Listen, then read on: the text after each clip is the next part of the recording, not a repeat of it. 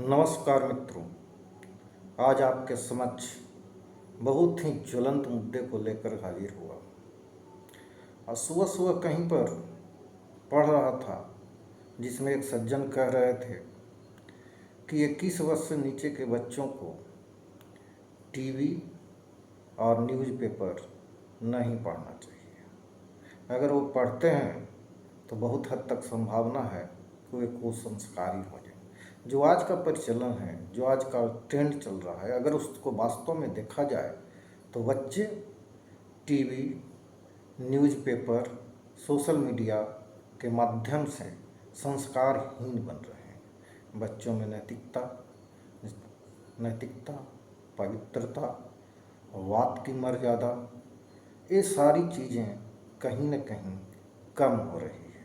इसके पीछे निश्चित रूप से ही मैं भी उन सज्जन से सहमत हूँ कि निश्चित रूप से टीवी, न्यूज़पेपर, सोशल मीडिया का योगदान है। मेरा कहना है आज की जो मटेरियल एज है, अंधाधुंध पैसों के लिए जो भागम भाग है, इस पैसे के भागम भाग में लोग अपने बच्चे पर ध्यान नहीं दे रहे हैं। लोगों को लग रहा है कि मैं पैसा इतना कमा कर करके रख दूँ कि आने वाली 7 पीढ़ी भी उसमें एडजस्ट कर सके, अपना जीवन यापन कर सके। कोई सीमा नहीं है कितना कमाएं। आखिर एक आदमी को जीवन जीने के लिए कितना पैसा चाहिए, इसकी सीमा उनकी समझ में नहीं है। इसके लिए वे सारे कुकर्म कर रहे हैं। इन सारे कुकर्मों को उनके बच्चे भी देख रहे हैं और समाज में बच्चे जो बैठते हैं, जो बातें होती है, उस समाज का ही बहुत बड़ा योगदान है बच्चों को संस्कार विमुख बनाने में, बच्चों को मानसिक रूप से उच्च होने में, उसका स्तर ऊपर जाने में। मैं तो कहना चाहूँगा सारे परिवेश को देखते हुए, समझते हुए कि अगर आप अपने बच्चे को कुछ देना चाहते हैं तो संस्कार दें। बच्चे को पैसा नहीं दें बल्कि संस्कार दें। अगर आपने बच्चे को संस्कार दे दिया तो आपका बच्चा को जहाँ पहुँचना है वहाँ वो पहुँच जाएगा। लेकिन आपने बच्चे को पैसा दे दिया तो बच्चा वहाँ तक नहीं पहुँच पाएगा जो आप सोच रहे हैं। हो सकता है कि बच्चा और गर्त में चला जाए। बचपन में सुनते आया हूँ, लोग कहते थे पूत सपूत तो क्यों धन संचय, और पूत कपूत तो क्यों धन संचय। इसका अर्थ है बच्चा अगर संस्कारी है, सपूत है, सुयोग्य है तो भी धन की कोई आवश्यकता नहीं है, वो अपने लिए कमा लेगा। और बच्चा अगर कुसंस्कारी निकल गया, अगर उसको आपने संस्कार नहीं दिया, सिर्फ पैसे दिए हैं, तो भी आपका धन बेकार चला जाएगा। मैंने इस जीवन में अपनी नज़रों से अपने सामने देखा है कि कैसे एक माता पिता के धन को एक लड़का बर्बाद कर करके रोड पर आ जाता है। और बच्चा अगर योग्य निकल जाता है तो माता पिता द्वारा बर्बाद किए गए धन को भी वो पुनः वापस ले आता है।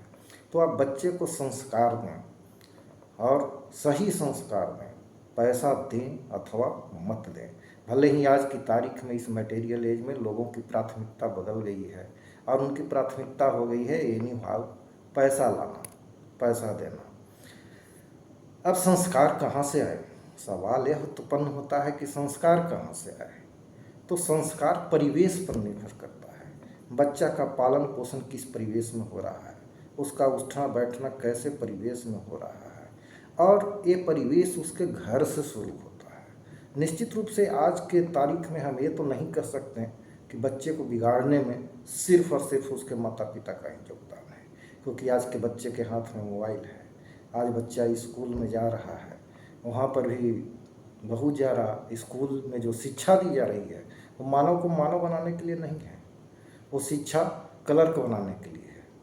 वो शिक्षा भी नौकरी के लिए मात्र शिक्षा दे रहे हैं। बाकी आम जीवन में उस शिक्षा का फिर कभी कोई ज़रूरत नहीं पड़ता है।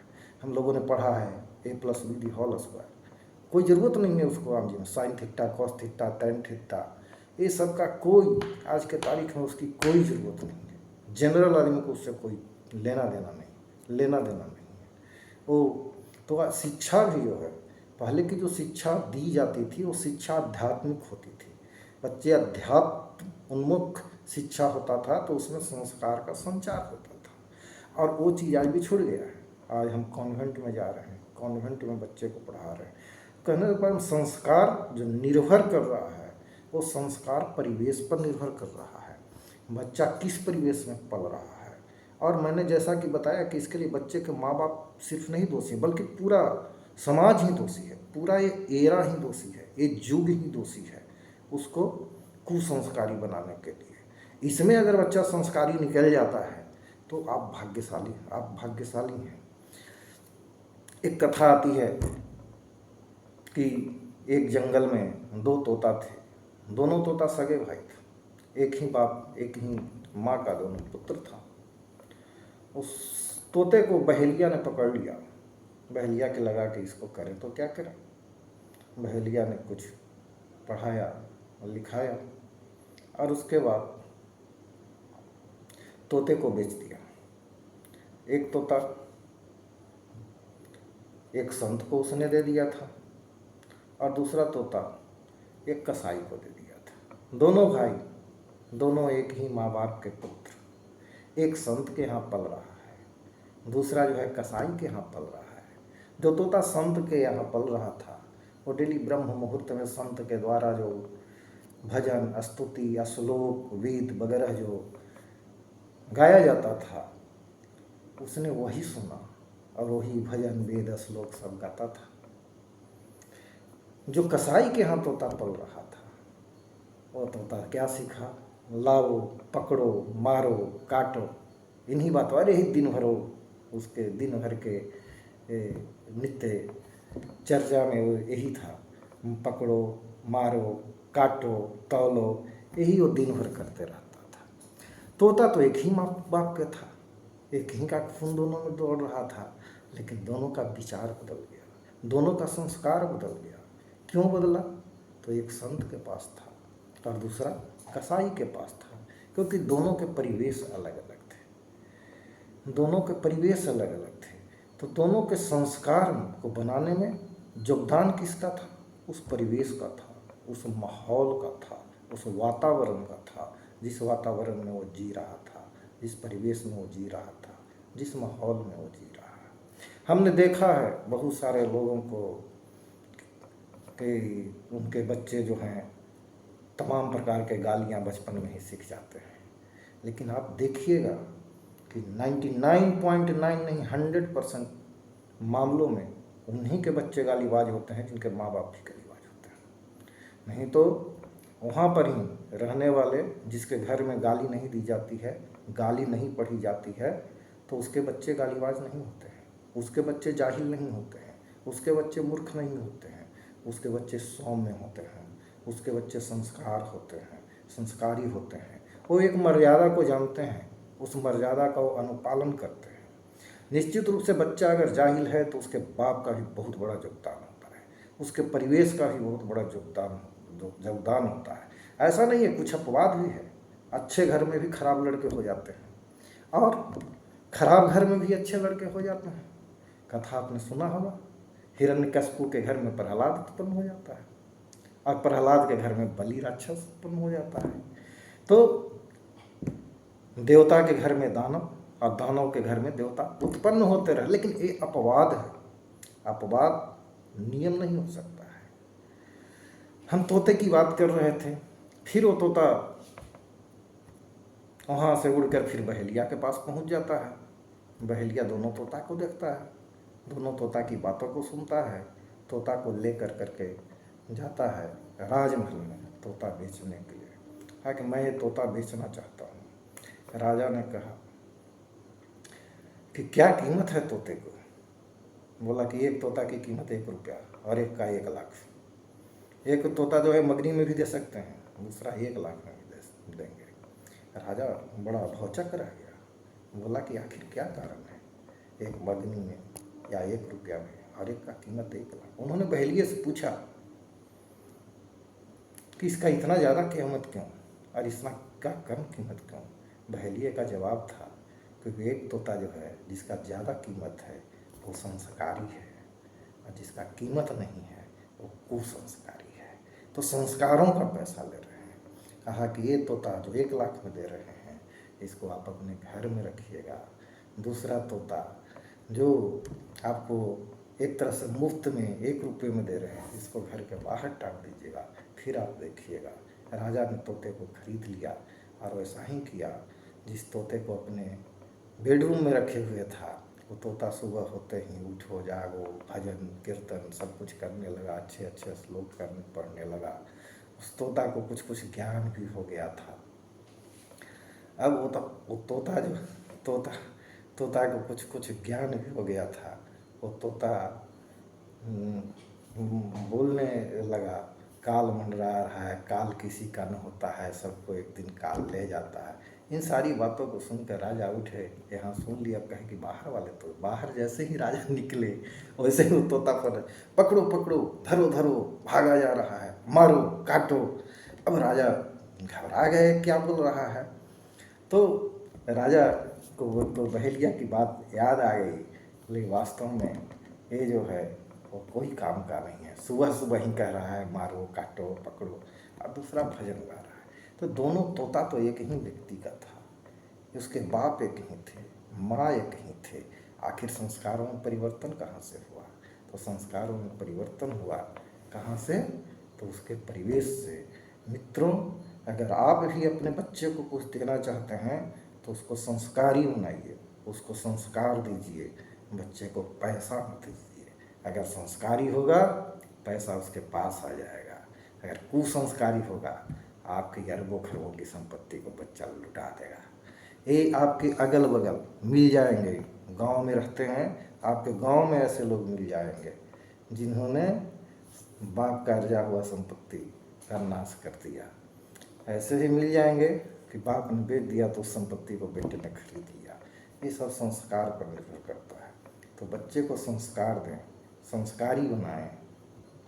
अन्यथा, और ये बात सही है जो कह रहे हैं, मेरा तो उसमें जोड़ देना है, वो तो बोल रहे हैं, लोग कहते हैं कि टीवी और न्यूज़पेपर दोनों बच्चों को बर्बाद कर रहा है। उसमें आप सोशल मीडिया भी जोड़ दीजिए, मोबाइल, और समाज को भी जोड़ दीजिए। आज समाज में कोई रेस्पेक्ट नहीं रह गया है, हम एक दूसरे को आदर नहीं करते हैं।